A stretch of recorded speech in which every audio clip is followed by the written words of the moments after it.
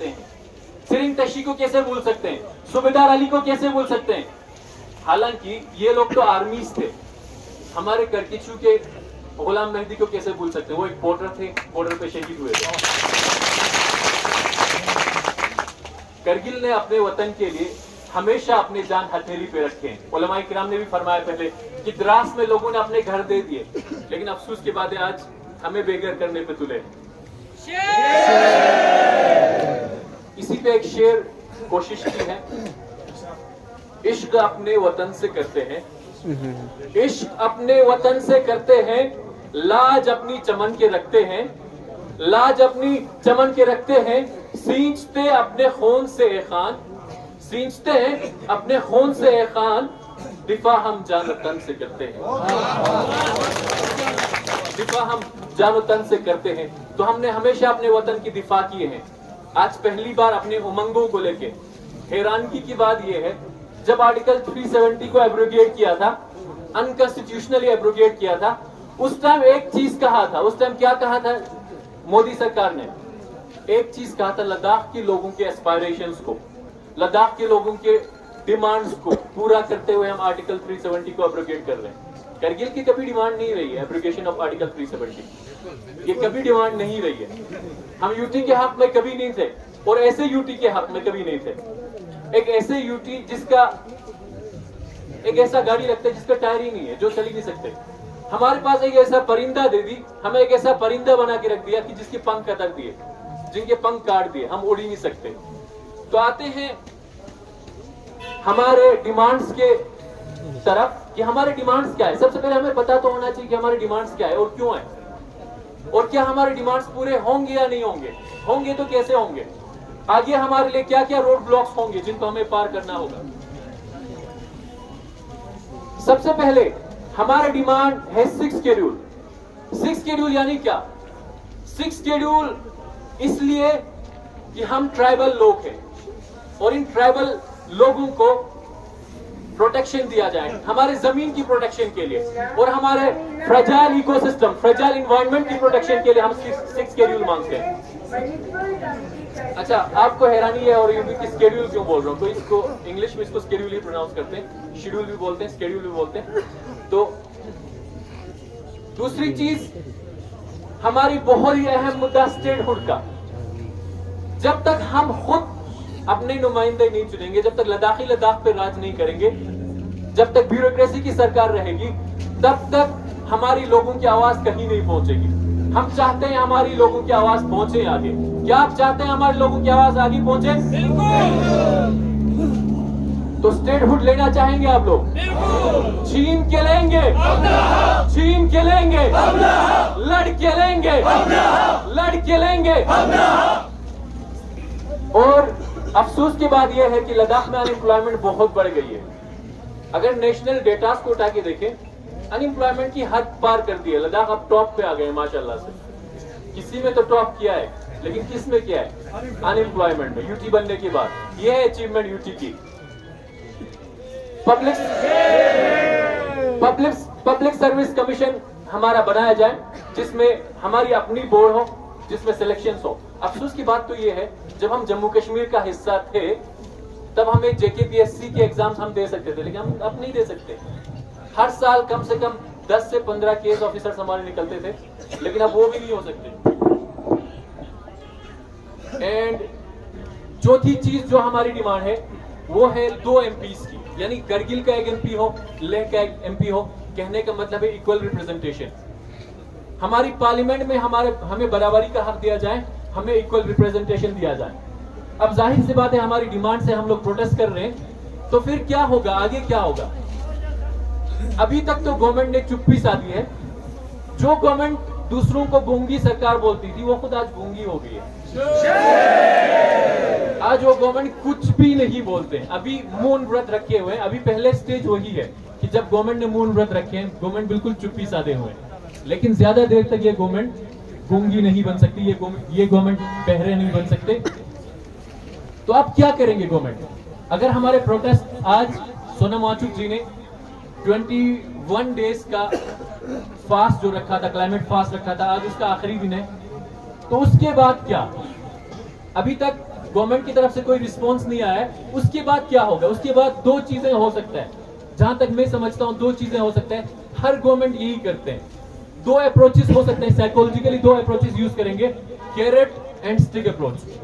या तो कुछ दे के बहला फुसला के लोगों को अपने चक्कर में लाने की कोशिश करेंगे, या डंडे की मार से डराने की कोशिश करेंगे। लेकिन ये चीज ध्यान में रखें, सेंट्रल गवर्नमेंट ये चीज ध्यान में रखें कि ये अवाम न कभी झुकी है न कभी झुकेंगे। लद्दाख के पहाड़ों ने, करगिल के पहाड़ों ने कभी झुकना नहीं सिखाया, और यहां रुकेंगे नहीं। हमारे दरियाओं ने, हमारे सुरू रिवर ने कभी रुकना नहीं सिखाया, और हमारे पहाड़ों ने कभी झुकना नहीं सिखाया। ना हम झुकेंगे ना हम रुकेंगे। इसके बाद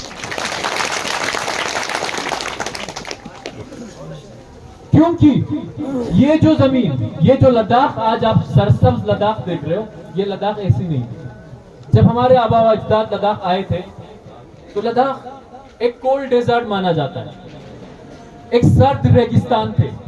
इस सर्द रेगिस्तान में हमारे बुजुर्गों ने नहरें बनाए, इस सर्द रेगिस्तान में पत्थर काट काट के, पहाड़ काट काट के नहरें बनाए।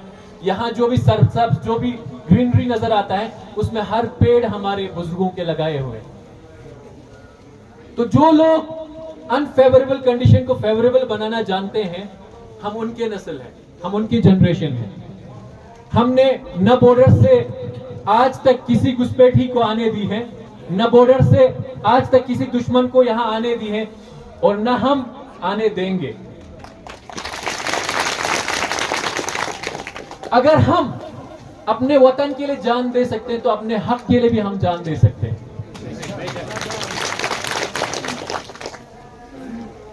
सेंट्रल गवर्नमेंट ये चीज ध्यान में रखें कि ये कौम न झुकी है न झुकेंगे। और जिस आयत करीमा का मैंने आप लोगों के सामने तिलावत की थी, उसमें खुदावंद करीम फरमा रहे हैं, इन्ना मअल उस्री युस्रा, बेशक मुश्किलात के बाद आसानी होगी। मुश्किलात के साथ आसानी होती है और आसानी होगी। सुनना होगा, सेंट्रल गवर्नमेंट को सुनना पड़ेगा। आज के बाद हमारे नारे बदल जाएं। ये नहीं कि 6 शेड्यूल दिया जाए, ये नहीं कि स्टेटहुड दिया जाए, बल्कि स्टेटहुड लेके रहेंगे, 6 शेड्यूल लेके रहेंगे।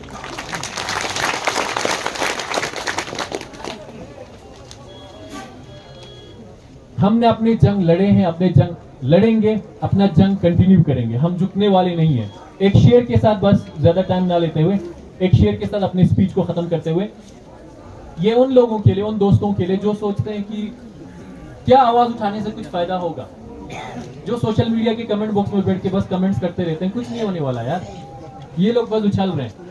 कुछ लोग वहां जमा हुए हैं, इनके पास काम नहीं होगा, बस यहाँ जमा हुए हैं, कुछ होने वाला नहीं है। मोदी गवर्नमेंट सुनने वाला नहीं है। जब इसने मणिपुर में नहीं सुना, हमारी कैसे सुनेगी? जब इसने किसानों के नहीं सुना, हमारी क्यों सुनेगी? सुनेगी, जरूर सुनेगी। उन लोगों के लिए मैं एक नैरेटिव, आज के स्पीच को कंक्लूड करते हुए एक इंपॉर्टेंट चीज आपसे डिस्कस करना चाहता हूँ।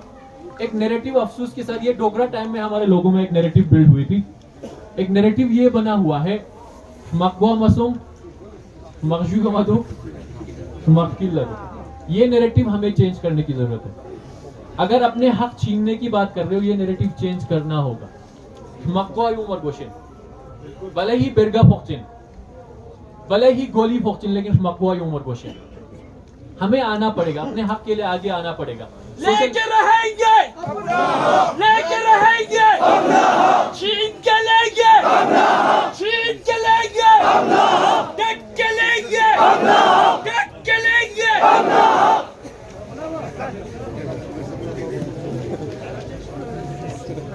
जो लद्दाख हमारे आबा व अजदाद का विरसा है, जो लद्दाख हमारे आबा व अजदाद ने अपनी जान से बचाए हैं, उस लद्दाख की हिफाजत करना हम खूब जानते हैं। तो एक शेर तमाम जवानों के लिए खास कर, इंशाल्लाह कल की रैली में मैं यही एक्सपेक्ट करता हूँ कि हमारे जवान जोक दर जोक यहाँ आएंगे। कल की जो रैली होगा उसमें करगिल के हर जगह से लोग आएंगे और हर एक का जिम्मेदारी है। खासकर मैं अपने कंस्टिट्यूंसी को लेके, सलिस्कूट फरुना खचन कंस्टिट्यूंसी जो मेरा है, मैं अपने कंस्टिट्यूंसी के आवाम की तरफ से ये यकीन दहानी कराना चाहूंगा, इंशाल्लाह कल हमारे लोग भरपूर यहाँ आएंगे। और हमारे टीएसजी ब्लॉक की तरफ से यही कहना चाहूंगा कि हमारे टीएसजी कभी पीछे नहीं हटेंगे, नहीं हटे हैं और न पीछे हटेंगे। कल हमारे टीएसजी के लोग यही जोश दिखाएंगे, यहाँ आएंगे जरूर। बस एक शेर फिर खत्म करता हूं। ये भी इंशाल्लाह कोशिश की है कंपोज करने की, भले ही हो सकता है कुछ गलतियां हो तो अपने शोरा हजरात सही फरमाएंगे। कबूतर का जिगर लेकर तू शाही बन नहीं सकता, कबूतर का जिगर लेकर तू शाही बन नहीं सकता। अगर शाहीन बनना हो तो डर को तू छुपा अपने, अगर शाहीन बनना हो तो डर को तू छुपा अपनी। बेशक डर एक इंपॉर्टेंट चीज है। अक्सर हमें लगता है डर नहीं होना चाहिए, डर होना भी चाहिए। अगर खौफ खुदा ना हो तो कुछ भी नहीं हो सकता है। डर इंसान के लिए खुदा का एक बहुत बड़ा तोहफा है, बहुत बड़ा गिफ्ट है, लेकिन डर को छुपाना आना चाहिए, डर पे काबू पाना आना चाहिए। कबूतर का जिगर लेकर तू शाही बन नहीं सकता, अगर शाहीन बनना हो तो डर को तू छुपा अपनी। पहनकर खाल बब्बर का तू बब्बर बन नहीं सकता, पहनकर खाल बब्बर का तू बब्बर बन नहीं सकता। अगर बब्बर ही बनना हो दिले गीदड़ हटा अपनी, अगर बब्बर ही बनना हो दिले गीदड़ हटा अपनी। ये उन दोस्तों के लिए जो सोशल मीडिया पे खाली कमेंट्स करते रहते हैं कि भाई आगे आ जाओ, सामने आ जाओ। इंशाल्लाह हम सब, आप सब सामने आएंगे, सब साथ आएंगे, क्योंकि ये एक दो की जंग नहीं है। ये जनाब असगर करबलाई साहब की जंग नहीं है, ये जनाब कमर लियाखोन साहब की जंग नहीं है, ये एपेक्स बॉडी के लोगों की जंग नहीं है, ये सोनम वांगचुक जी की जंग नहीं है। ये जंग हर लद्दाखी का है, इसे हर किसी के दिल में महसूस करना है। ये चिंगारी जब तक हर किसी के दिल में नहीं जलेगी तब तक हमारी डिमांड्स पूरी नहीं होगी। अगर डिमांड्स पूरा करना चाहते हो तो आगे आ जाओ। बस एक नारा लगा के खत्म करता हूं।